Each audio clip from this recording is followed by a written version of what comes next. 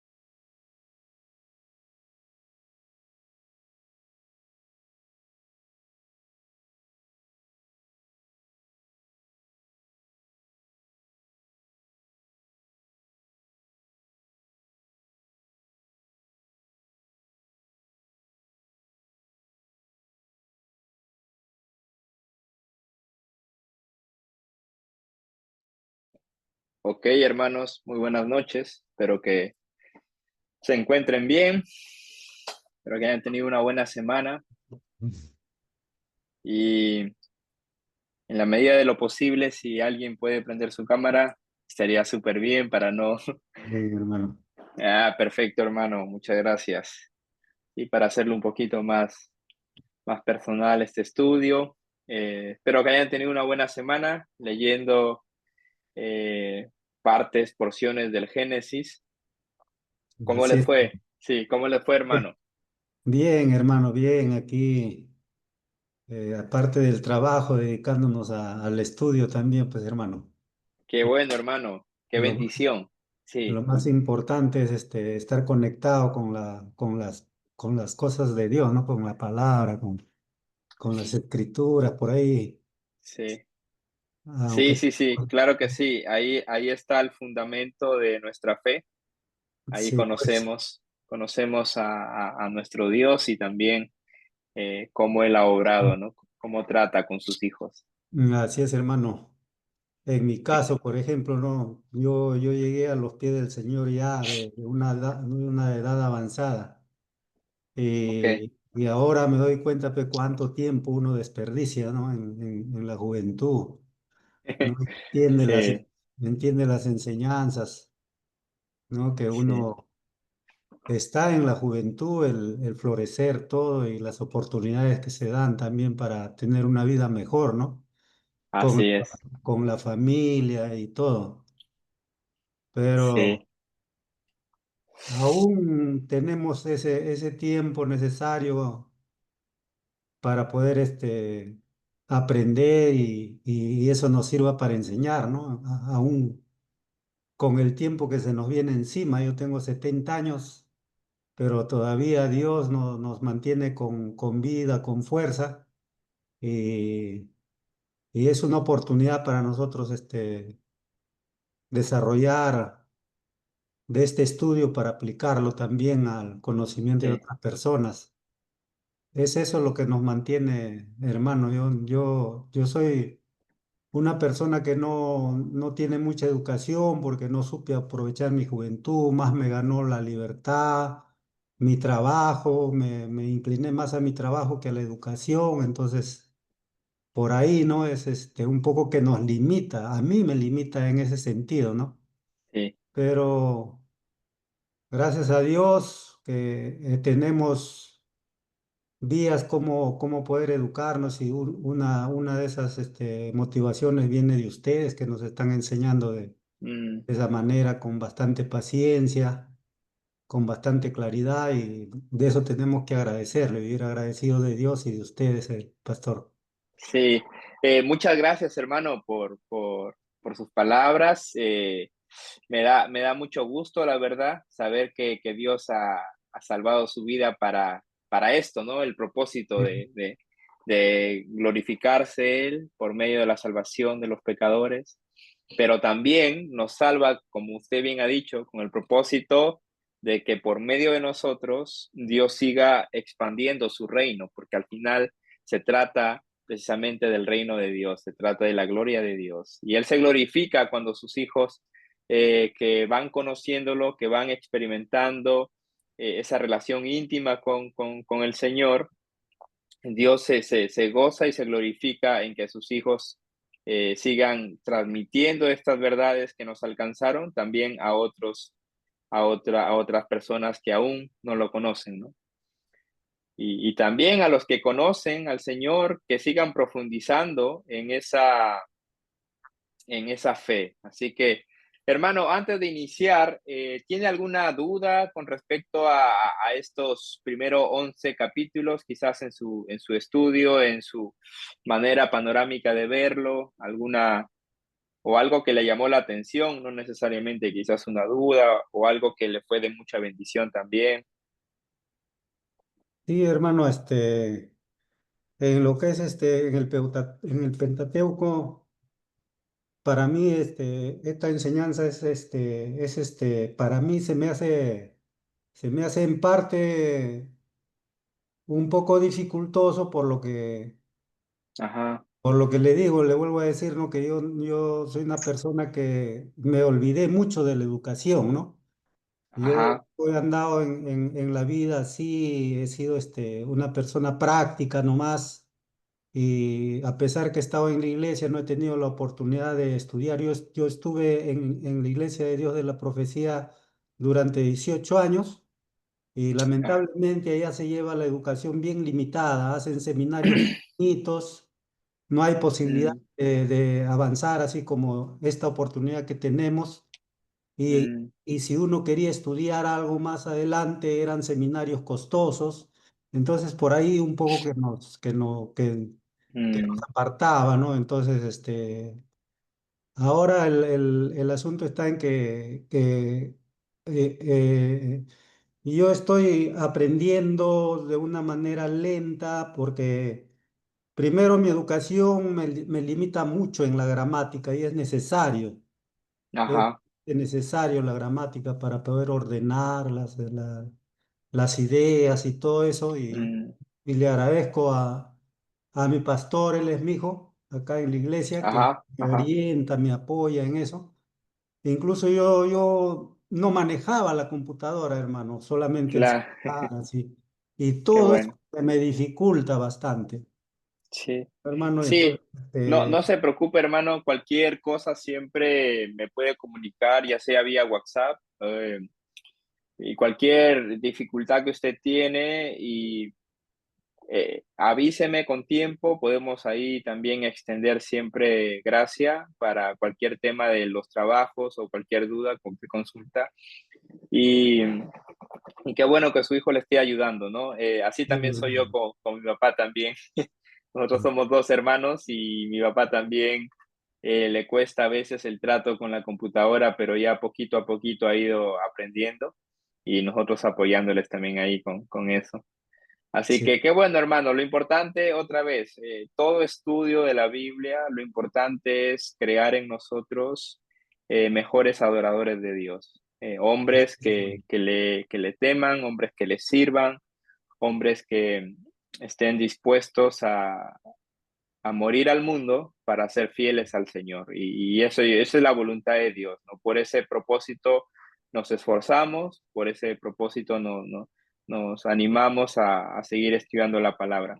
Hermano, vamos a hacer una oración para pedirle al Señor su dirección y luego quiero mostrarle aquí dos recursos que pueden ayudarles para, creo que también está ahí el hermano Freddy Luna también, si usted está ahí, está bien, o al menos probablemente esté escuchando nada más, puede también ahí hacerme presente. Sí, hermano. Bendiciones, pastor. Acá tengo dificultad con la cámara. Ok, Eh, la vez pasada en la clase no pude estar por motivos, por los trabajos que tengo y hoy sí estoy atento y ok. escuchando todo. Así, Perfecto, hermano, perfecto, está bien, no se preocupe. Igual, cualquier cosa, cualquier duda, puede prender su micrófono cuando guste y poder seguir conversando ahí. Vamos a orar y entramos ya a la clase. Vamos a pedirle al Señor su dirección. Padre Celestial, gracias te damos una vez más, Señor, por la bendición y la oportunidad que tú nos das de abrir tu palabra, de poder ver cómo te has revelado a lo largo de la historia. Gracias, Señor, porque aún revisando estos textos, revisando el inicio de las cosas, vemos realmente nuestra condición pecaminosa, vemos nuestra gran necesidad de que tú tomes la iniciativa y te acerques a nosotros y nos ayudes, que nos guíes a Cristo. Eh, Ayúdanos a vivir en esa verdad, Señor. Ayúdanos a vivir en esa relación íntima con Cristo y que Él siga siendo formado en nosotros. Que todo esto sea para la gloria de tu nombre, Señor. Usa tu Espíritu Santo en nosotros, usa tu palabra en nosotros y que tú puedas bendecirnos, Señor. Gracias por mis hermanos conectados hoy y que este tiempo sea para tu gloria. En el nombre de Jesús, amén. Ok, hermano, voy a compartir brevemente mi pantalla. Quiero mostrarle acá, me parece que son un recurso que les he compartido, pero a la vez me parece que no lo llegué a explicar, pero voy a ponerlo aquí para que ustedes lo vean. Se trata de un documento en Word donde dice Pentateuco, contenido de capítulos. Ahí va a aparecer en sus pantallas. Eh, Básicamente, este documento tiene, a ver, un momento acá, que tiene el propósito de que nosotros vayamos familiarizándonos con el contenido de estos cinco libros, ¿no? Entonces, ok. El propósito es que nosotros vayamos familiarizándonos con el contenido de estos libros. Este archivo está ahí en la primera semana, ahí donde están los recursos para la clase, donde aparece el sílabo. Tiene el propósito, amados hermanos, de que ustedes vayan familiarizando con el contenido. recordemos al principio de la asimilación de la escritura, la inversión que nosotros podamos hacer en la palabra de Dios tiene un beneficio eterno. Nosotros, como el hermano acaba de decir, quizás antes hemos sido muy de memorizar cualquier otra cosa. Memorizábamos canciones, música, a veces que no honra a Dios y queda en nuestra mente, ¿no es cierto? De alguna manera, la música ayuda a memorizar cosas, letras extensas a veces, pero ¿por qué no usar esa habilidad que Dios nos ha dado de memorizar textos, memorizar letras? ¿Por qué no memorizar el contenido de los primeros 5 libros? Aquí tienes un resumen. Por ejemplo, viene el nombre del libro, Génesis trae 50 capítulos, ¿no? Éxodo trae 40 capítulos y así vas viendo número 26. Y básicamente es para que tengas así en macroescala el contenido de manera panorámica de cómo Dios va tratando. Por ejemplo, aquí dice de Génesis del 1 al 11, la historia de la humanidad. Tienes los eventos que vimos la clase pasada, los 4 eventos principales: creación, caída y sus consecuencias, la catástrofe, que es el diluvio, la Torre de Babel, capítulo 11, y tú lo vas relacionando. El diluvio, a partir del capítulo 6 al 8, narra todo este evento catastrófico que fue el diluvio, ¿no? Y así vas pasando la historia de los patriarcas, precisamente la segunda parte de la estructura de Génesis que vamos a ver hoy. Trata acerca de la historia primigenia, ¿no? Los primeros eventos que pasaron a raíz de esta familia que Dios llamó por su gracia. Abarca desde el capítulo 12 al 50 con el llamamiento de Abraham. Ahí tienes el llamamiento de Abraham en el capítulo 12. El pacto de Dios con Abraham se narra en el capítulo 15. Y también hay un recordatorio ahí en el capítulo 17, que es importante.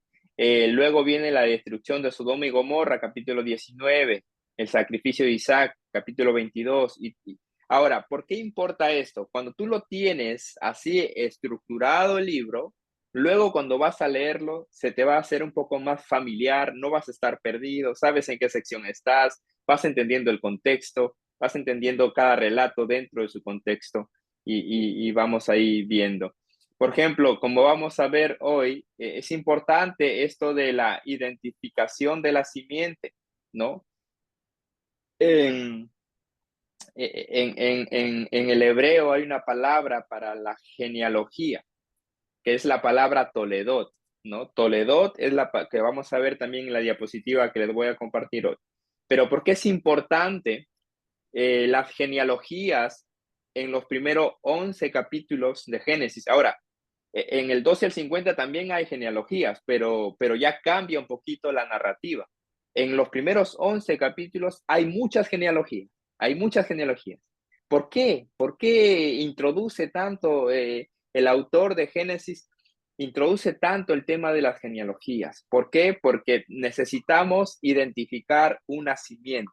Y tú te preguntarás, ¿por qué necesitamos identificar una simiente? ¿Por qué? Porque en Génesis 3:15 hay una promesa, lo que se le conoce como el protoevangelio, el primer anuncio de la llegada, que en ese tiempo no se le hablaba en términos del Mesías, el ungido de Jehová, no se hablaba en esos términos, se habla de una simiente de la mujer. Entonces, ese es el primer anuncio de la esperanza que Dios va a traer a la humanidad por medio de la simiente. Y es por eso que las genealogías son tan importantes, porque ahí narras tú, vas identificando, y Génesis, en los primeros 11 capítulos, hace una distinción entre dos líneas: la línea de la simiente de la mujer, por un lado, y la línea de la simiente de la serpiente, es decir, aquellos que son contrarios a la voluntad de Dios. Podremos decir los malos, ¿no? Los malos, los que son los descendientes de Caín. Y vamos a ver ahí esas líneas ahí. Entonces, aquí en la identificación de la simiente, acá ustedes pueden ver, empieza con la promesa que Dios da a Eva, luego viene con Sem, que va a ser la línea por la cual, eso lo encuentras en el capítulo 4 y 5, los descendientes de Set, dice, ¿no? Son los primeros que empiezan a invocar el nombre de Jehová. Así termina el texto.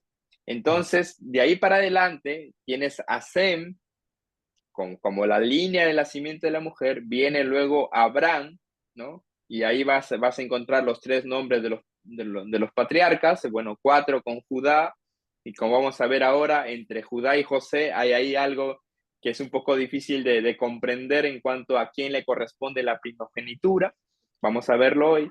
Pero esto te ayuda a leer con propósito, te ayuda a leer no perdido. Estoy realmente metido en el libro de Génesis, entendiendo cuál es la línea por la cual Dios va a traer a quién, al Mesías. Entonces eso es muy importante ahí. Y eso también te ayuda a entender el propósito por el cual está escribiendo el autor. Entonces, y así, por ejemplo, en el Éxodo, como vamos a ver también ahí, es importante estas divisiones, esta estructura natural. Un momentito acá. Entonces, para eso sirve el contenido de los capítulos. Tiene su importancia. Ahora, les voy a recomendar un recurso que está gratis también en YouTube. Es un recurso de un ministerio que se llama Proyecto Biblia. Este Proyecto Biblia probablemente ya lo hayas visto, porque en las redes sociales es muy común este ministerio. Si eres de usar las redes sociales, YouTube o cualquier otra, tú vas a encontrar que esto está gratis. Hay videos que explican todo esto. Por ejemplo, aquí está explicando por medio de infografía, le conocen, la Tanaj, ¿no? El Antiguo Testamento, que es el nombre que usan los judíos para hablar del Antiguo Testamento, la Tanaj. ¿Y de dónde viene la Tanaj? Bueno, aquí puedes ver, voy a tratar de agrandarlo un poco, a ver un momento.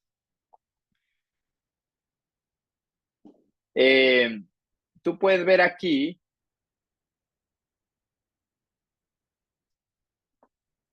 de dónde vienen la palabra Tanaj del Antiguo Testamento. Acá tú lees Tanaj, pero aquí dice, según la tradición judía antigua, la Tanaj era todos los escritos del Antiguo Testamento, empezando con la ley, que es la Torá, es enseñanza, es ley, la Torá, ahí tenemos la T, luego vienen los escritos de los profetas. Esas son las 3 divisiones principales del Antiguo Testamento. Los Neviín, que vienen a ser los profetas, y los Ketubín, que vienen a ser los escritos, ¿no?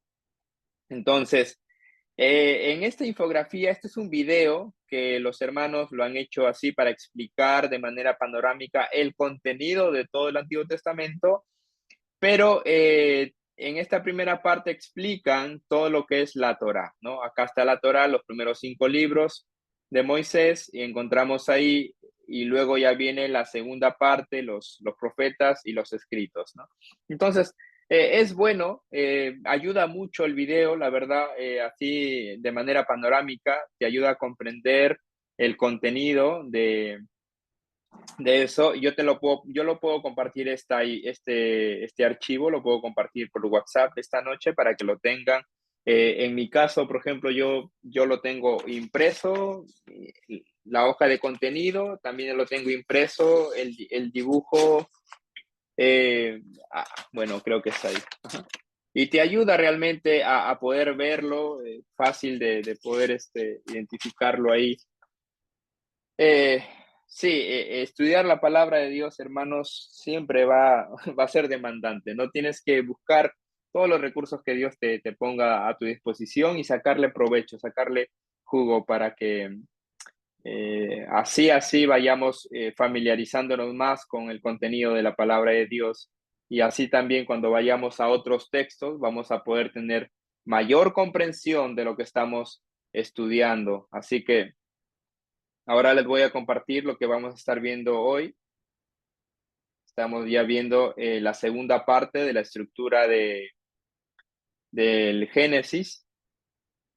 Vamos a estar viendo acerca de los patriarcas, específicamente el capítulo 12 al 50, de manera así también panorámica, y luego vamos a estar viendo un poco de lo que es la teología de todo, de este libro, ¿no?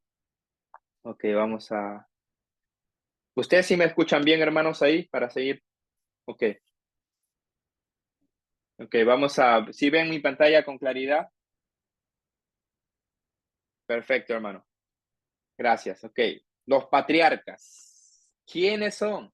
¿Quiénes son los patriarcas? Bueno, vemos, como ya les estaba mostrando ahí en esa hoja del contenido, vemos Abraham, Isaac, Jacob, José y Judá. Ahora vamos a ver por qué José y Judá están ahí en la misma línea, ¿no?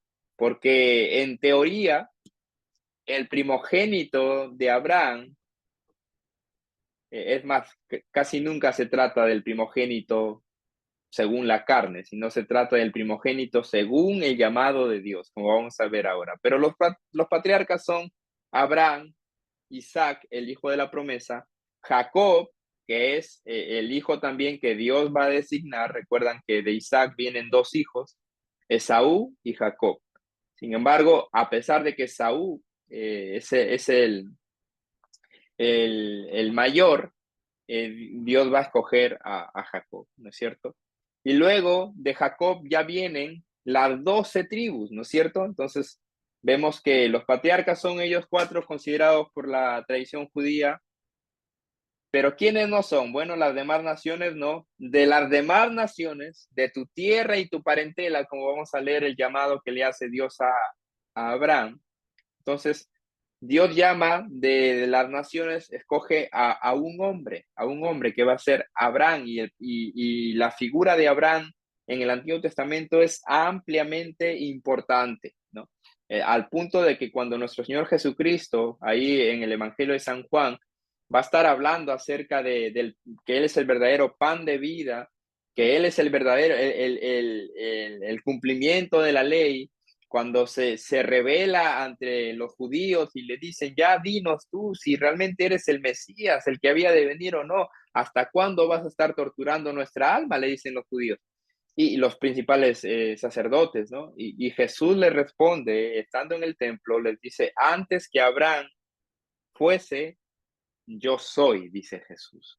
Y recordarán que dice que los fariseos y los escribas y los sacerdotes tomaron piedras, dicen, ¿no? Y querían matar a Jesús ya, pero eso está narrado por ahí en el capítulo 6 de Juan. Sin embargo, como no era su tiempo, no era su hora todavía, dice que Jesús se escabulle, ¿no? Entonces, Abraham es una personaje muy importante para el judaísmo y también para nosotros como cristianos. Vemos que Abraham tuvo un hijo, ¿no es cierto? Antes que Isaac.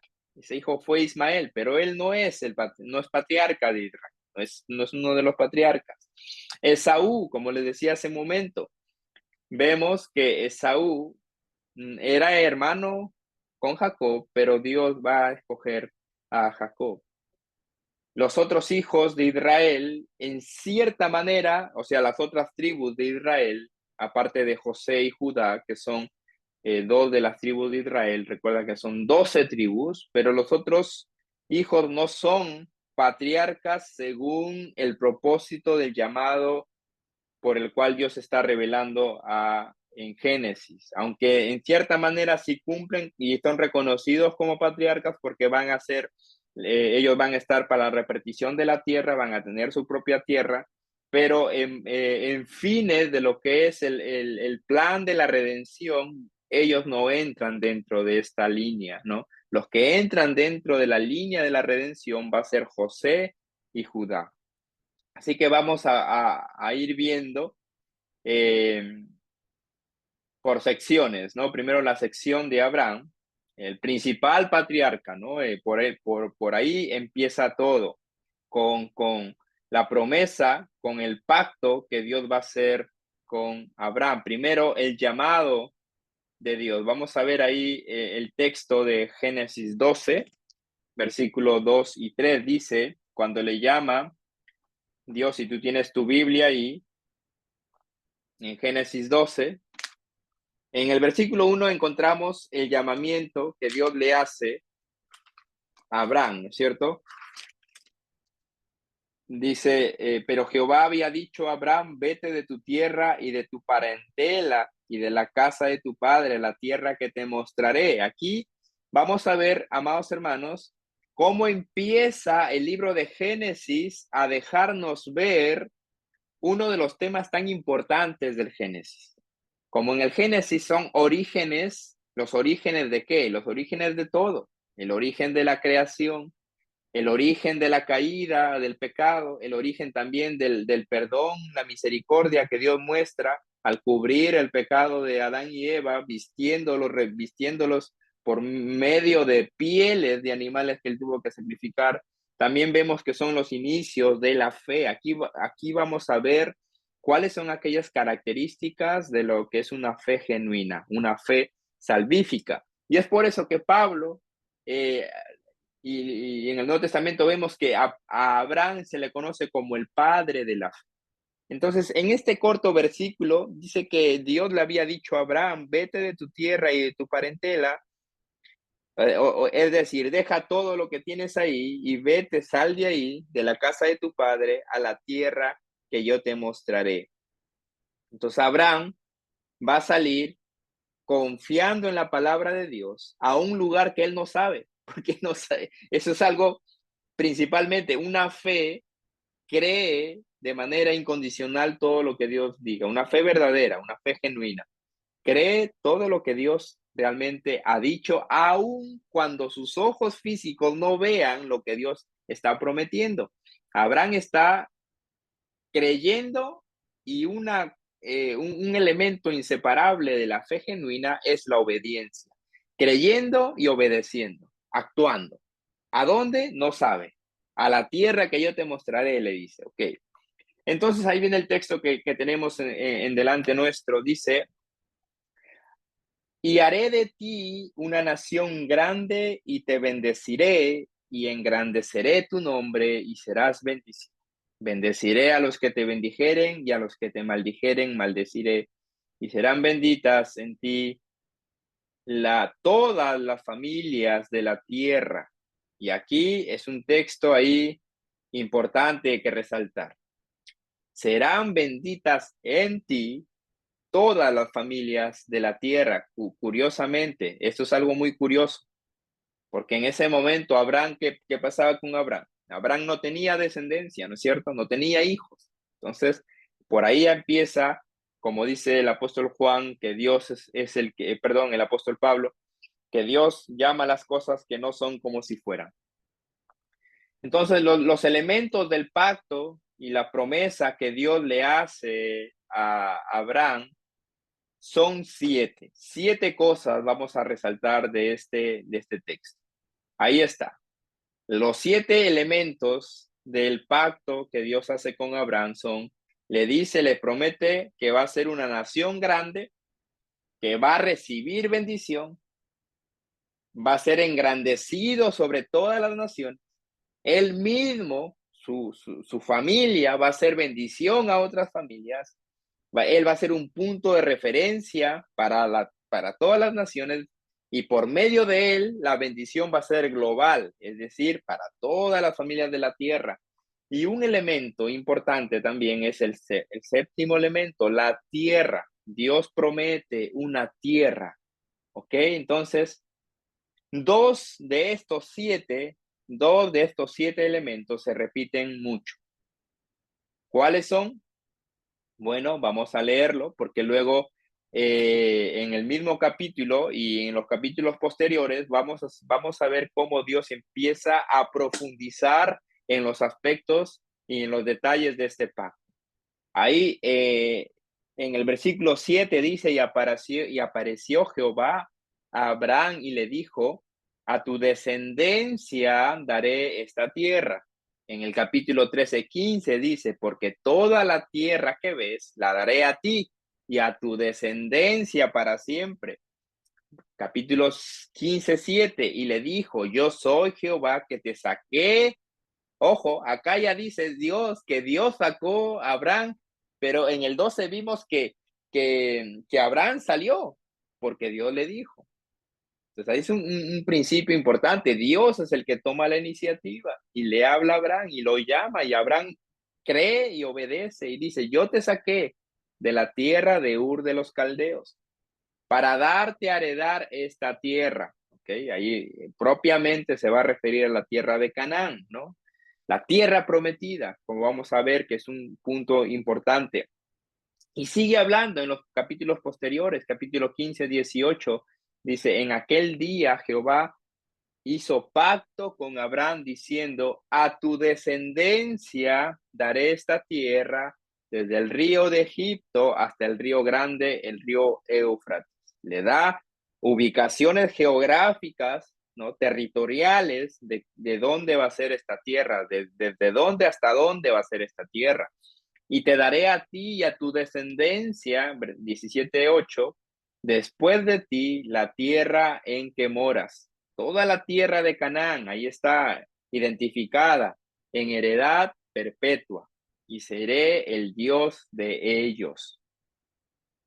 Y la bendeciré, y también te daré de ella hijo. Sí, la bendeciré y vendré a ser madre de naciones, reyes de pueblos vendrán de ella. Y más adelante, versículo 22, de cierto te bendeciré y multiplicaré tu descendencia, dice, como las estrellas del cielo y como la arena que está a la orilla del mar. Y tu descendencia poseerá las puertas de sus enemigos, y en tu simiente será benditas todas las naciones de la tierra, por cuanto obedeciste a mi voz. Y mucha atención, hermanos, porque este texto es el que va a utilizar luego el apóstol Pablo allá en Romanos capítulo 4 y para desarrollar su argumento en el capítulo 5. Entonces dice: en tu simiente serán benditas todas las naciones de la tierra, por cuanto obedeciste a mi voz. Entonces aquí está hablando simiente en singular, no en plural. No está hablando de muchas simientes, como va a explicar el apóstol Pablo en el Nuevo Testamento. Está hablando de una simiente en específico, ¿no? Y vemos, amados hermanos, que cuáles son los dos elementos. Hermano Maximiliano, hemos leído todos estos pasajes. ¿Qué es lo que resalta? ¿Cuáles son las dos cosas que resaltan en estos elementos? Eh, la tierra, hermano, Muy bien, la tierra es uno de ellos. ¿Y lo otro? la promesa, Sí, la promesa sobre qué. La tierra para que habite quién. la simiente de Abraham, hermano, para Sí, ser los hijos, exacto, la los hijos de los hijos. descendencia. Dos elementos muy importantes que básicamente, amados hermanos, todo el Pentateuco va a dar vueltas sobre estos conceptos: tierra y descendencia. Descendencia. Entonces, por eso es que ¿cuál va a ser la prueba de Abraham? La prueba de fe que Dios le va a poner a Abraham va a ser precisamente el hijo, su descendencia. ¿Por qué? Dice el texto aquí en el 11:30, más Saraí era estéril y no tenía hijo. Entonces, la raíz, aquí otro aspecto de la fe. La fe siempre va a tener que ser probada. Y hermanos, esto tiene muchas implicaciones o aplicaciones prácticas para nosotros. A veces creemos que nuestra fe, la fe verdadera, creemos es aquella fe que no se, como decir, no es sacudida, no es confrontada con la duda, con las pruebas. No, la prueba es parte indispensable para una fe genuina y salvífica. Es parte de una fe que no es probada, pues no. ¿Cómo te aseguras que es fe verdadera? La prueba es necesaria para identificar una fe genuina, una fe salvífica. Entonces, la prueba para Abraham va a ser la descendencia, pero Dios está hablando en muchos textos haré de ti una nación grande y tu familia va a ser bendición. Y Abraham se queda ahí escuchando todo eso y dice, hey, pero ¿qué pasa si yo no tengo hijo? No me has dado, dice, prole, ¿no? He aquí, mi siervo va a ser mi heredero. ¿Por qué? Porque yo no tengo hijos, le dice Abraham a Jehová. Entonces, aquí vamos a leer brevemente en Hebreos 11, 8 al 10. Dice, por la fe, Abraham, aquí está hablando acerca de este salón de la fama de la fe del Antiguo Testamento, de los hombres que fueron hombres de fe fieles a Dios. Introduce, dice, por la fe Abraham, siendo llamado, obedeció para salir al lugar que había de recibir como herencia y salió sin saber a dónde iba. Ahí está, una de las cosas que pertenece a la naturaleza misma de la fe, que cree, oye, cree, no cuestiona, cree en el Señor. Hermanos, un momento, déjenme conectar aquí mi máquina antes que se nos apague. Entonces vemos aquí en Hebreos 11 que dice, salió sin saber a dónde iba. Por la fe habitó como extranjero en la tierra prometida, como en tierra ajena, porque obviamente se iba a ser la tierra que Dios le iba a dar, morando en tiendas con Isaac y Jacob, coherederos de la misma promesa, como vamos a ver ahora, porque esperaba la ciudad que tiene fundamentos, cuyo arquitecto y constructor es Dios. Y aquí nos da el autor de Hebreos una interpretación de lo que había y que nosotros no tenemos en el lado del Génesis, no tenemos mucha luz, como el escritor de los Hebreos comprende y dice, aunque él sí confió en la promesa de Dios, él no llegó a ver realmente la verdadera tierra que Dios le estaba ofreciendo. ¿Por qué?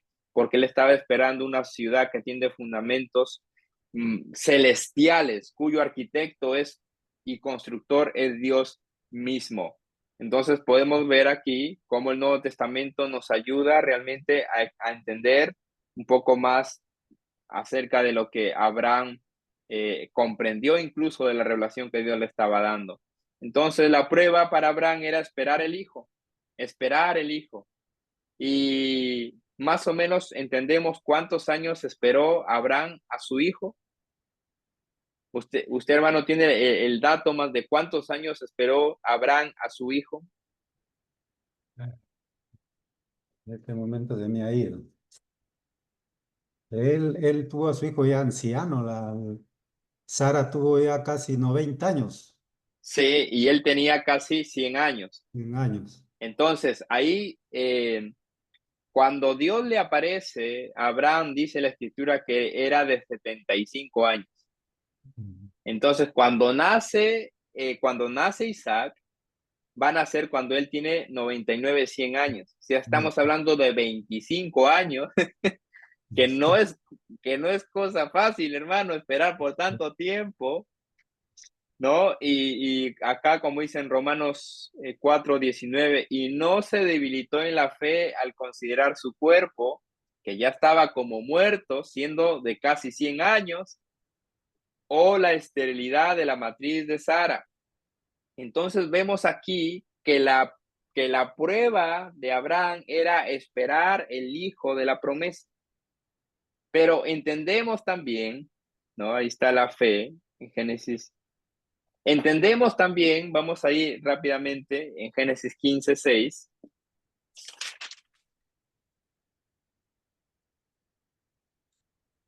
que la fe viene a ser, como dice aquí en Génesis 15:6, y creyó a Jehová, hablando de Abraham, y le fue contado por justicia. Eso que le fue contado por justicia va a ser un patrón teológico muy importante para el Nuevo Testamento. ¿Por qué? Porque así como el profeta Habacuc dice que el justo por la fe vivirá, el apóstol Pablo va a tomar este concepto de la fe como el medio por el cual Dios nos va a declarar justos ante él.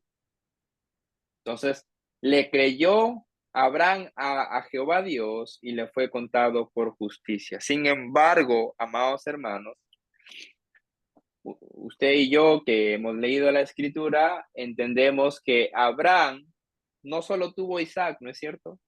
Antes de Isaac, ¿quién viene? Viene Ismael, Ismael por Ismael. medio de Agar. ¿Recuerdan la historia ahí? Sara le dice a Abraham, ya que no pasaban los años y no veían que la promesa de Dios se cumplía, entonces ellos dijeron, quizás debemos ayudar a Dios, ¿no? Toma, acá está mi sierva, le dice, mi sierva Agar, y por medio de ella yo tendré hijos. Y ahí un poquito del contexto histórico es que una persona que tenía un esclavo, si era su esclavo, le pertenecía completamente, está en su casa, y si tiene ese esclavo, tiene un hijo, ese hijo le pertenece al amo, no a la madre. Entonces, por eso es que Sara le dice, por medio de mi sierva, puedo tener yo un hijo, un descendiente. Y es aquí donde, hermanos, podemos ver que la fe, aún la fe verdadera, la fe genuina, tiene sus tropiezos, tiene sus tropiezos. La fe genuina, la fe tiene sus dudas. Y no podemos decir que Abraham no dudó aquí, dudó probablemente. Y es por eso que en el 17 Dios va a reconfirmar una vez más la promesa que le había hecho a Abraham. Entonces, en el 22, ya cuando ya el hijo de la promesa nace, y esto es algo muy irónico, porque por tantos años,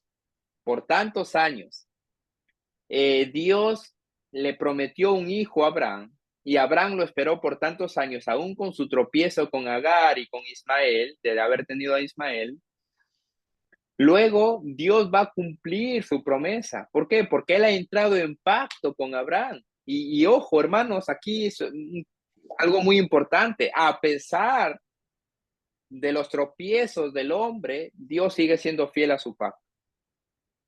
Porque Abraham tropezó al intentar ayudar a Dios teniendo un hijo con Agar e Ismael, y creyendo que quizás Dios lo va a tomar a Ismael y lo va a hacer una nación grande y todo.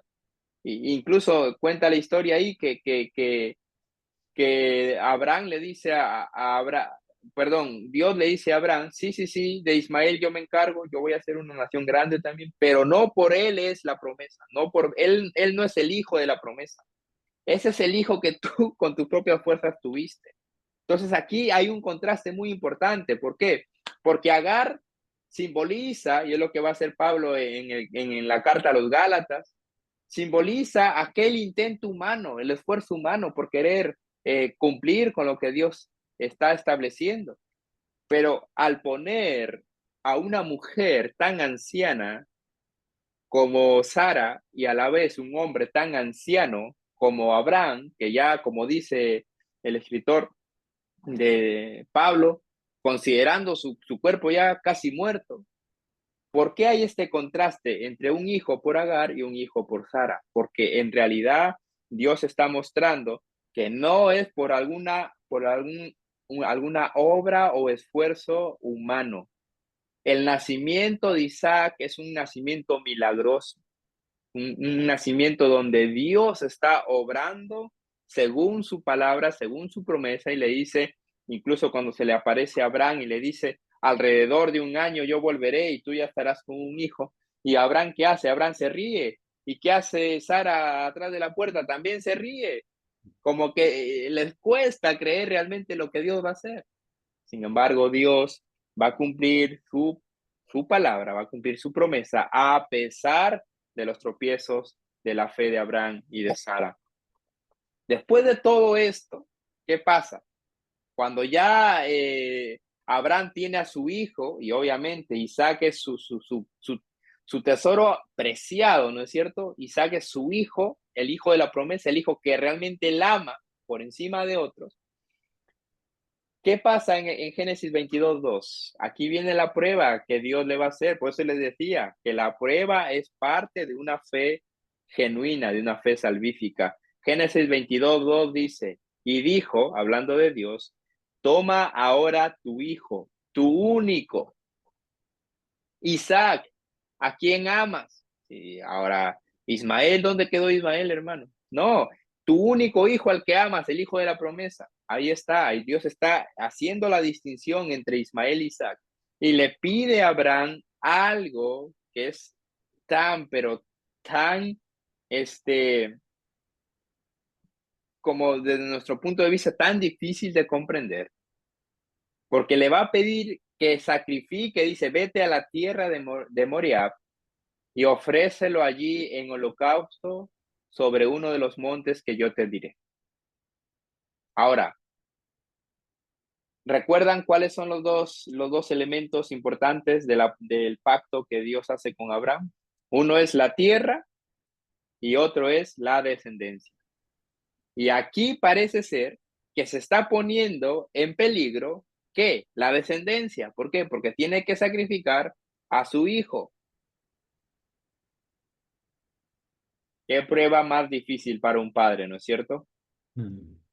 Yo creo, amados hermanos, que, bueno, eh, usted hermano, es padre también. Quizás el hermano Frey también probablemente es padre. Yo ahora soy padre también, hace poquito, tengo una bebé de 6 meses. Y el solo hecho de pensar esto ya es una locura. Es como decir, sinceramente, yo no creo que hubiera podido hacer eso. Sin embargo, Abraham, por la fe y por la comprensión de la promesa de Dios, del pacto que Dios que hizo con Abraham, él está, como dice, enfrentando aquí un dilema, porque por un lado Dios le está diciendo, yo haré de ti una gran nación, yo haré un nombre grande, tú serás famoso en toda la tierra, por medio de ti, por medio de tu familia, por medio de tu simiente, van a ser bendecidas las familias de la tierra, y aquí se está poniendo en peligro su descendencia. Yo no sé, y aquí estoy especulando, hermano, no estoy diciendo que esto lo dice la escritura, pero imagínate a Abraham de camino hasta ese monte, hasta la tierra de Moria. Todo ese tiempo que eran 3 días de camino, ¿cómo él habrá ido pensando y orando y meditando en el carácter de Dios, en la promesa de Dios y qué está pasando? Estoy actuando por fe, no entiendo, pero él está dispuesto a sacrificar lo que más ama por Dios, por la obediencia a Dios, a Jehová Dios. ¿Qué fe más pura y más sencilla? Porque Jehová le dijo, vete a sacrificar a tu hijo, al que amas, a tu único, y él va. Él va confiando, como dice allá, y aquí otra vez, usamos el Nuevo Testamento para ayudarnos a explicar el Antiguo Testamento. ¿Qué dice el escritor de los Hebreos en cuanto a esto? Dice, y habiéndosele dicho, en Isaac te será llamada descendencia, aquí está la clave, aquí está la clave. Por eso es que Abraham actuó en fe y obedeció, porque dice, sabiendo que en Isaac te será llamada descendencia, pensando que Dios es poderoso para levantar aún de los muertos, de donde en sentido figurado también le volvió a recibir. O sea, él va a sacrificar a su hijo, confiando en la promesa de Dios, confiando que si Dios, porque es algo muy raro que Dios esté pidiendo el sacrificio de un ser humano para Abraham, ¿no es cierto? Eso lo hacían las demás naciones paganas, pero si este es un Dios diferente, ¿por qué me está pidiendo algo así? Entonces, esto va a prefigurar uno de los eventos más extraordinarios, o mejor dicho, el evento más extraordinario de toda la historia bíblica. Porque aquí tienes a un padre sacrificando a su único hijo al que ama, ¿no? En sacrificio, como vamos a ver aquí Abraham, conocemos la historia, que cuando Abraham está a punto de sacrificar a su hijo, hay una voz del cielo que le dice, Abraham, Abraham, ya, detente, ya sé que me temes, le dijo, ¿no es cierto? ya sé que me temes. Y Dios evita el sacrificio y provee, como dice, mira al costado y encuentra un cordero que estaba incrustado ahí en una zarza, en unas ramas ahí. Y provee Dios el cordero que reemplaza a Isaac. Ahora, conociendo a Dios, Dios sabía lo que iba a hacer y lo que quería darle a entender a Abraham es que Dios va a proveer. ¿Por qué? Porque él cuando salió a su siervo le dijo, y a su hijo le dijo, papá, acá tenemos el fuego, tenemos la leña, pero ¿dónde está el sacrificio para el holocausto? Y Abraham le dice, Jehová Jireh, Jehová se proveerá de cordero. Amados hermanos, aquí ya vemos un espejo, una sombra de lo que había de venir, porque entendemos que hay un Padre mayor, mayor que Abraham, Dios el Padre mayor, que en el mismo monte, geográficamente hablando, Monte Moriah, que va a ser básicamente lo que en el Nuevo Testamento ya, en los Evangelios, va a haber un evento muy similar donde un padre está a punto de sacrificar a su hijo. Pero esta vez no hay ninguna voz que lo detenga. Porque tenemos a Jesucristo subiendo a la cruz del Calvario y como dice el profeta Isaías en Isaías 53, más Jehová quiso quebrantar. Si ese cuchillo de Abraham fue detenido por Dios y fue una imagen vívida, una ilustración impresionante, proveyéndose de un cordero, 2000 años después tenemos al cordero viniendo, subiendo a la cruz y realmente siendo sacrificado por todos nuestros pecados. Y es por eso que esta imagen es tan importante y en la comprensión de la teología judía, que va a ser lo que va a tener el apóstol Pablo y los apóstoles en el primer siglo, y que nuestro Señor Jesucristo va a vivir en este contexto, el pueblo de Israel estaba pensando, Dios se proveerá del sacrificio, Dios se proveerá de cordero, y es por eso que esta imagen tiene tanta importancia también en el Éxodo. En el Éxodo vamos a encontrar más profundidad de la redención, del pago por medio de la sangre, del pago por medio de la expiación de un sacrificio que va a aplacar la ira de Dios. Abraham, en cierta manera, aunque Génesis no entra en todos los detalles, nosotros tenemos los otros libros para entender lo que estaba pasando aquí en Génesis 22. Glorioso, glorioso la prueba que Abraham va a experimentar y que por la gracia de Dios va a superar. Allí termina la historia de Abraham, más o menos, no termina ahí la historia de Abraham. ¿Por qué? Porque luego va a venir su hijo, ¿no es cierto? Y aquí tenemos la otra parte, a partir del 25 al 27 tenemos a Isaac. Y si tú eres muy observador, cuando lees la vida de Isaac, hay un eco de lo que Abraham también vivió ahí en Génesis 12:10, cuando él desciende a Egipto. Isaac es como un eco de lo que Abraham también vivió. Dice, después hubo hambre en la tierra, además de la primera hambre que hubo en los días de Abraham. Aquí está la conexión del autor. Y se fue Isaac a Abimelech, rey de los filisteos en Gerar. Y se le apareció Jehová y le dijo, no desciendas a Egipto, habita en la tierra que yo te diré.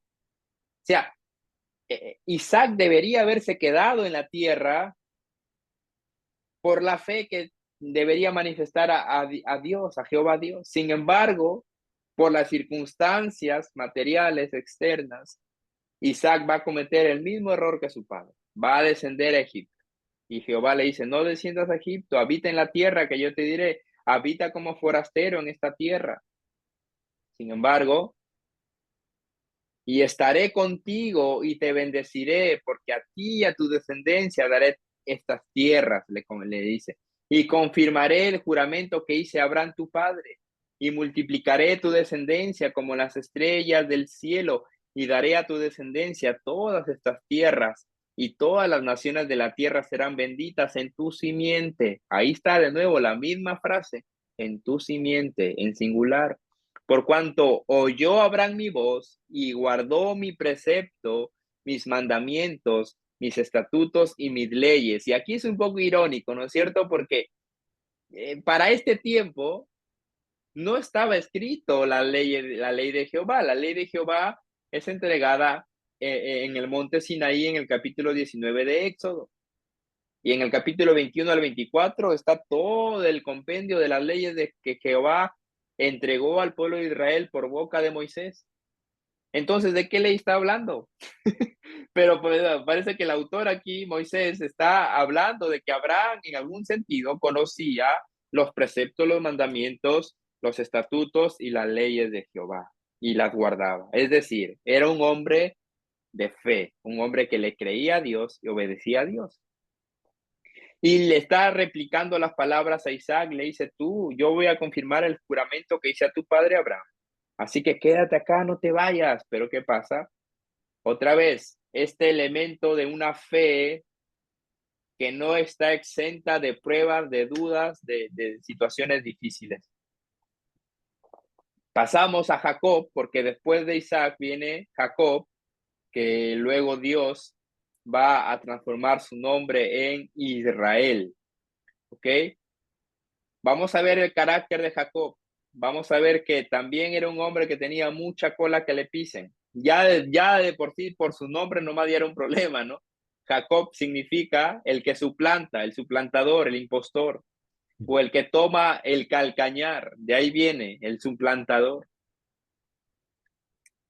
Desde el vientre, por sus acciones, desde el vientre, habla acerca, desde el vientre él ya venía peleando con su hermano, ¿se acuerdan?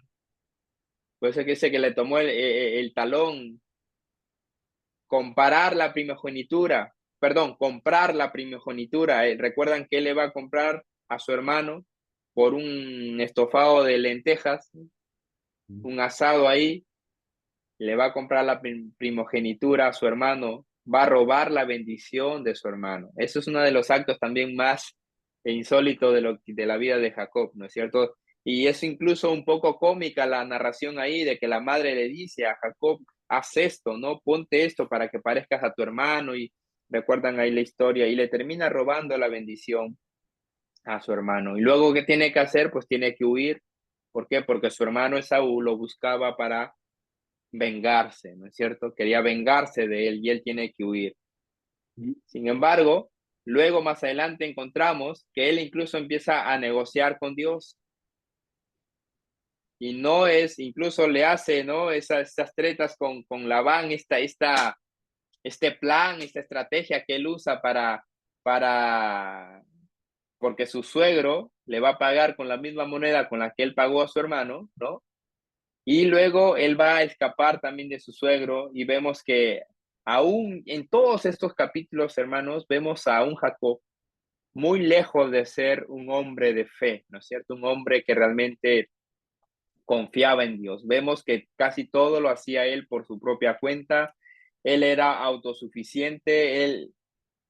Todos estos capítulos te muestran realmente cómo era el carácter, cómo era su conducta, cómo él se manejaba.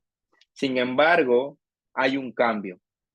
Hay un cambio cuando él lucha con el ángel allá en Génesis 32.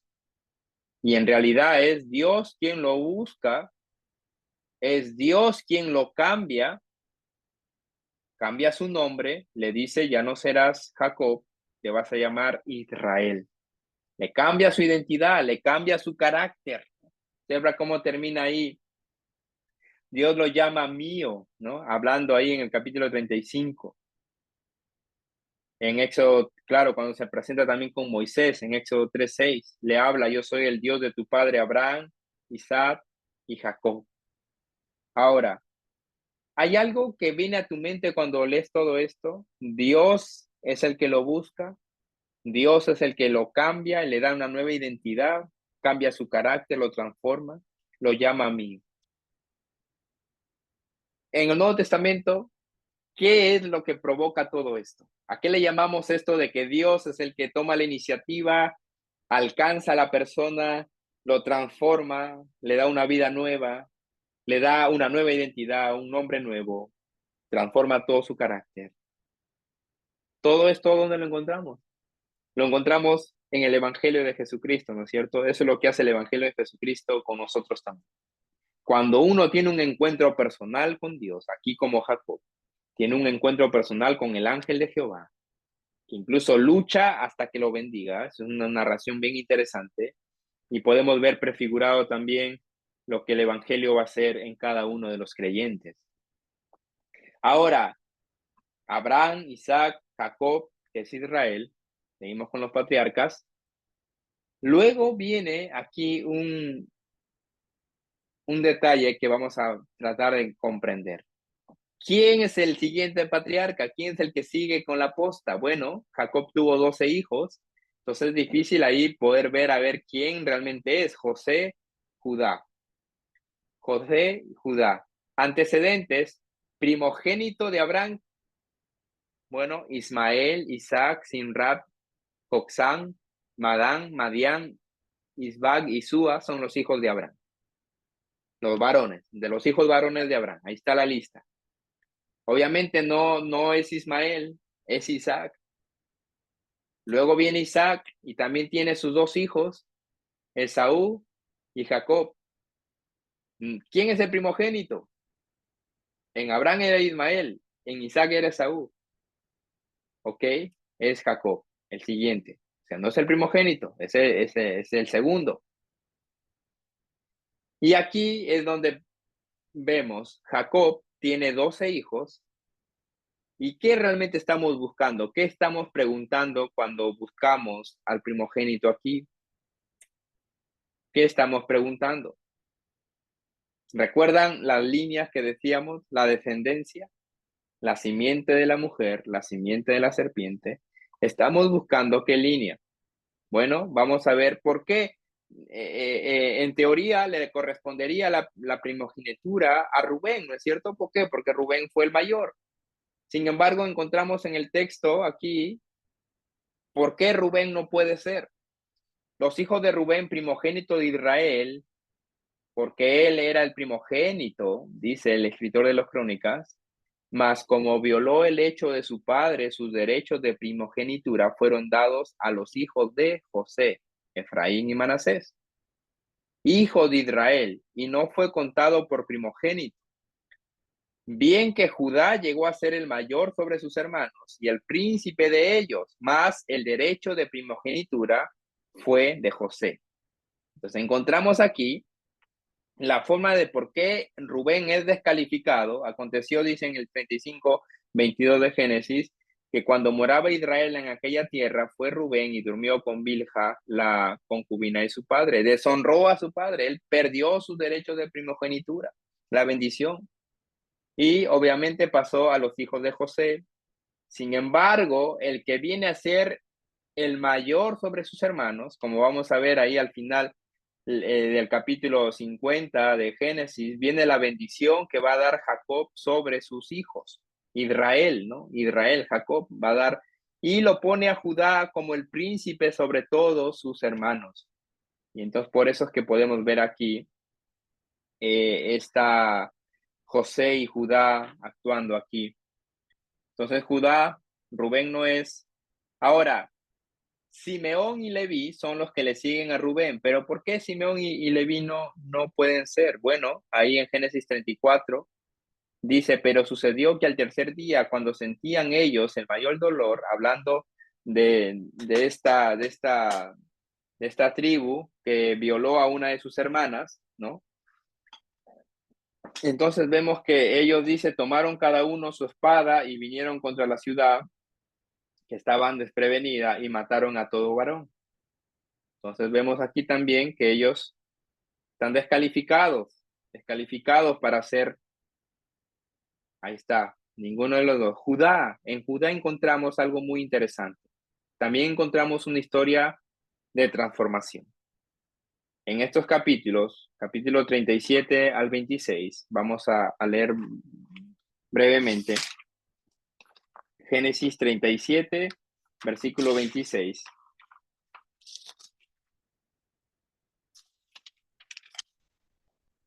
Dice la escritura: entonces Judá dijo a sus hermanos: ¿qué provecho hay en que matemos a nuestro hermano y que encubramos su muerte?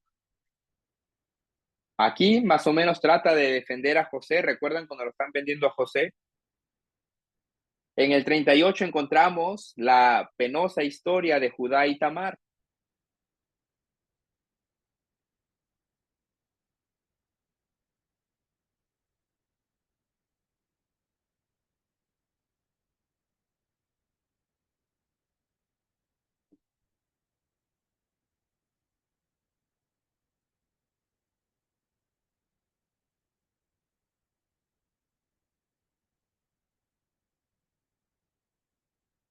Ok,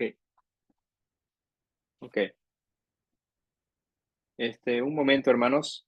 Déjame ver aquí algo en casa. Una breve pausa.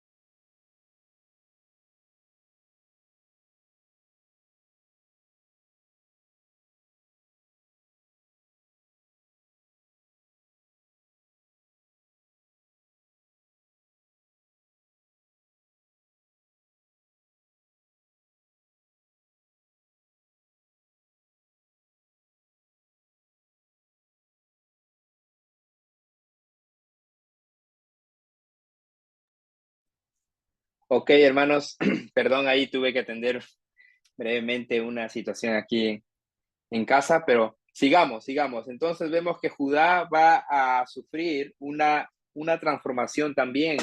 Capítulo 37 encontramos cómo él empieza a mostrar quizás ahí un poco de misericordia para con su hermano, tratando de decir: no, no lo vendamos, no lo matemos, al menos hay que venderlo. Luego en el capítulo 38 encontramos esta penosa y vergonzosa situación con su nuera, ¿no? Que al final él va a terminar, es una vida muy pecaminosa en realidad. Y luego ya encontramos aquí la bendición en el Génesis 49, la bendición que hace Jacob sobre, o sea, Israel sobre su hijo. Dice: cachorro de león, Judá, de la presa subiste. Está hablando así en prosa, ¿no? En este género. Y dijo: se encorvó, se echó como león, así como el león viejo, ¿quién lo despertará? No será quitado el cetro de Judá, aquí está, ni el legislador de entre sus pies, hasta que venga Silo, y a él se congregarán los pueblos, atando a la vid su pollino y a la cepa el hijo de su asna. Lavó en el vino su vestido y en la sangre de uvas su manto. Y también vamos a ver aquí una conexión con lo que el profeta Isaías habla acerca del Mesías. Viene a ser aquí una profecía mesiánica.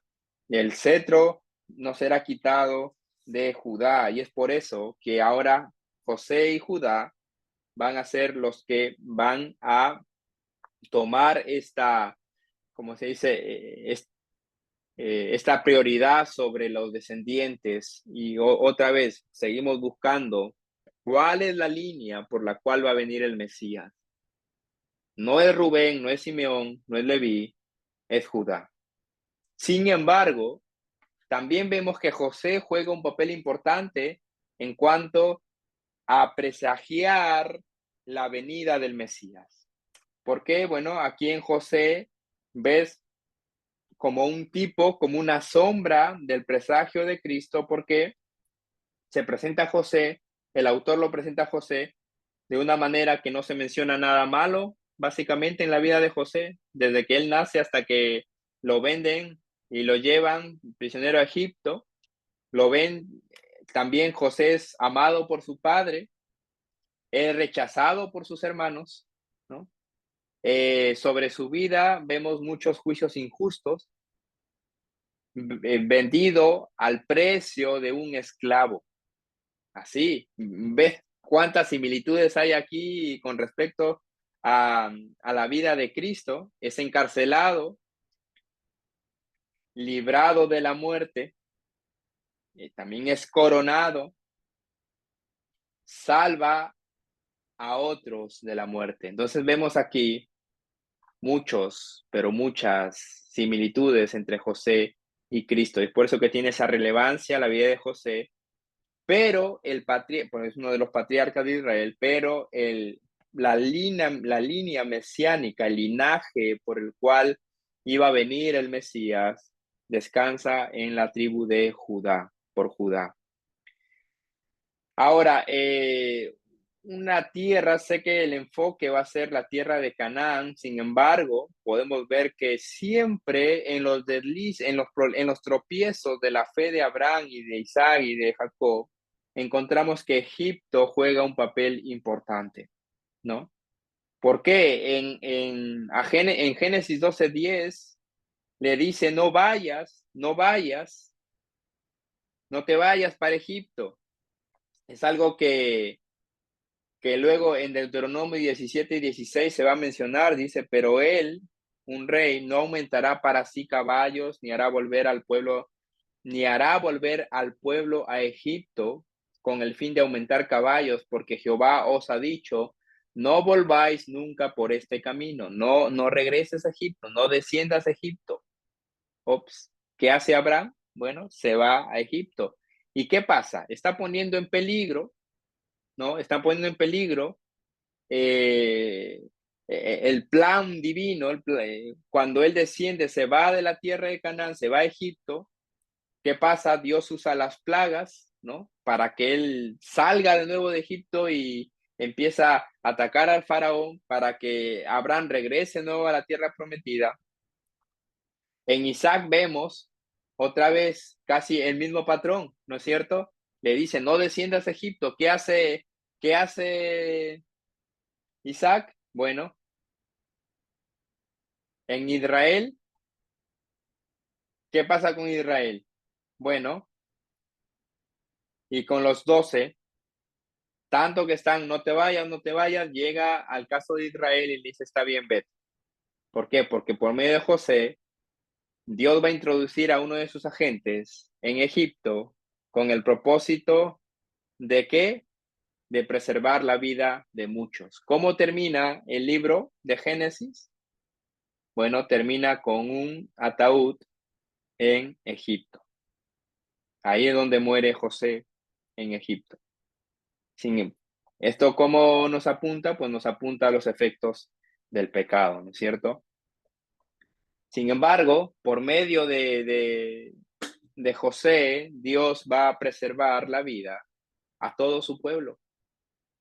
¿Por qué? Porque José en Egipto va a librar a todo Egipto y a todos los pueblos de la hambruna.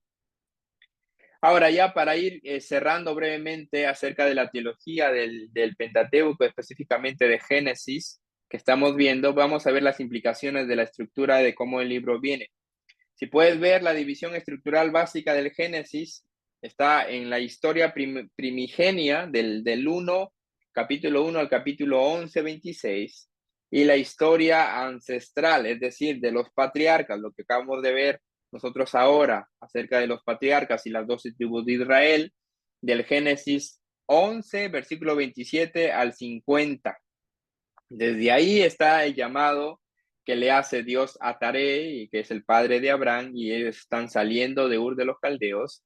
Entonces vemos que el interés divino por la creación, el interés divino por la creación en general, del 1 al 11, las naciones, Dios está tratando con las naciones, Dios está interesado en su trato con las naciones son pecaminosas al punto que Dios los va a exterminar por medio de la catástrofe del diluvio, pero va a volver a crear otra vez, les da el mismo mandato ahí. En el capítulo 9 de Génesis hay como una recreación, ¿no? Como un pequeño destello de lo que va a hacer también Dios al final.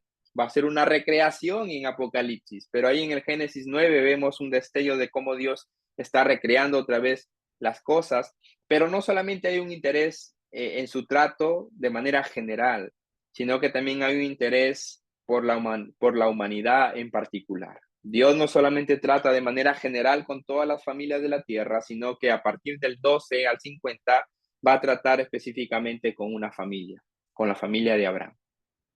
Ahora, esto es algo que podemos aquí. Esta atención universal en Génesis del 1 al 11 aporta un prefacio teológico significativo para el llamamiento de Abraham. Para el llamamiento de Abraham. Esto es muy importante, amados hermanos. ¿Por qué?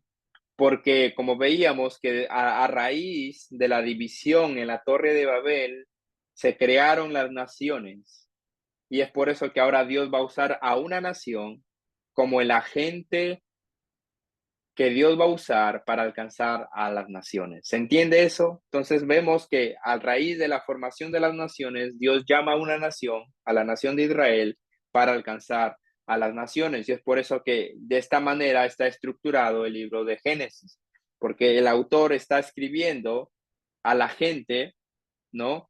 Que precisamente está en Egipto, que sale de Egipto, que está a punto de salir en el Éxodo. Esa es la audición, por decir, los receptores de este Génesis, y están diciendo, no desciendas a Egipto. ¿Por qué? Porque así pasó con nuestros padres, con los patriarcas, y Dios está diciendo, salgamos a la tierra prometida. Entonces, aquí tenemos que la nación que ya está en Egipto, recibiendo esta carta, recibiendo este libro de Génesis, va a poder comprender el plan de Dios y va a poder identificar el plan de Dios.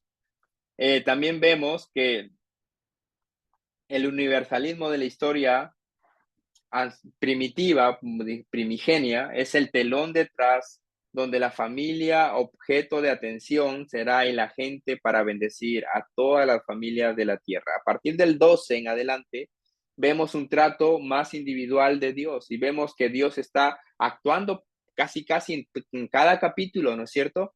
En la vida de Abraham, casi en cada capítulo está actuando Dios, interactuando de manera individual con Abraham, con sus hijos, y luego lo va a hacer con una nación entera.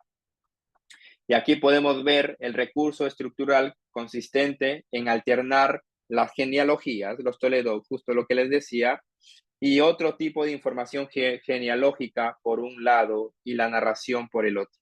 Mientras va hablándote en el Génesis del 1 al 11 de las historias que van pasando, siempre te va presentando una genealogía para que vayas entendiendo. ¿De qué se trata? Estamos identificando la simiente de la mujer y la simiente de la serpiente.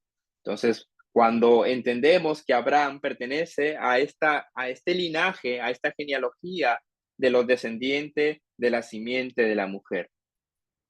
O otros aspectos también del papel teológico de Génesis del 1 al 11 es que todo se mueve en base al orden y al desorden. ¿No? Que vemos estos dos conceptos teológicos. El relato de la creación comienza con un cuadro de la tierra en un estado de desorden. Tohu Babohu es en el hebreo, en el 1:2, que la tierra estaba desolada y estaba desordenada y vacía, ¿no es cierto? Y entonces el poder creador de Dios por su palabra empieza a crear y ordenar, ¿no es cierto? Empieza a hacer primero el hábitat y luego los habitantes. El hábitat, luego los habitantes. Ahí tenemos cómo crea la luz, el firmamento, la tierra seca. Ahí está el agua, la vegetación. Y cómo corresponde el día 1 al día 4, porque crea la luz y luego crea las luminarias, los astros, crea el firmamento y luego crea, o sea, los cielos, y luego crea los animales voladores que van a andar en esos cielos, crea las aguas, luego crea las criaturas marinas que van a andar en las aguas, crea la tierra seca y luego crea a los animales terrestres que van a andar en la tierra, y luego crea a la corona de la creación, que son los seres humanos, que son hechos a la imagen y semejanza de Dios para vivir en esta tierra. Y por último, está el día séptimo, que es el día de descanso. Y eso es un concepto teológico también que vamos a ver más adelante acerca del descanso. ¿Qué significa realmente el descanso en Génesis y qué significa este día, ¿no? Este día de, del el Shabbat, lo que se conoce como el Shabbat, este concepto ahí que vamos a ver más adelante también y la importancia que tiene, incluso cuando lleguemos al Éxodo, vamos a ver la importancia que tiene aquí esto. Ok, ya para terminar, otro del 12 al 50, los temas principales y que nos dan mucho, que vamos a desarrollar en los siguientes libros, es la promesa y la bendición. La promesa y la bendición. Y todo esto va a estar supeditado siempre a la naturaleza misma de la fe. Eso es lo que podemos ver en Abraham, luego en Isaac, en Jacob y en las 12 tribus de Israel que van a entrar, o mejor dicho, que van a terminar en Egipto y comienzan en el Éxodo, en el libro del Éxodo, comienzan en Egipto, pero la fe es lo que realmente los va a hacer acreedores de las promesas y las bendiciones que Dios les está dando. Entonces, básicamente eso es lo que hemos podido ver del libro de Génesis y vamos a dejarlo ahí, esperando que va junto con el inicio del Éxodo, vamos a poder continuar con este relato, porque el Génesis empieza en el Génesis, pero no termina en el Génesis. Hay una conexión totalmente continua con el libro del Éxodo y así sucesivamente. El Génesis no termina en el Génesis, aunque termine en el capítulo 50 la historia, pero el libro de Génesis, la historia que inicia en Génesis no termina en el Génesis, se va a prolongar todavía a lo que es el Éxodo. Amén, amén, hermanos. Ok, hermano, vamos a dejarlo ahí por el tiempo. Más bien, muchas gracias por su atención. Eh, Dentro de unos instantes voy a subir estas diapositivas, este material al Classroom para que si ustedes gustan pueden descargarlo, pueden revisarlo una vez más. Y estaré asignando también para esta semana el nuevo bloque de lectura del libro. Esa es la única tarea que tenemos. Y sé que esto de los foros no están funcionando porque al no haber mucha interacción, no haber también muchos alumnos en esta clase, no se va a poder continuar con esto de los foros. Pero, hermanos, gracias por su atención. Ya hemos finalizado y que tengan una buena semana. Bendiciones. Sí, bendiciones, hermano. Gracias. Gracias, profesor.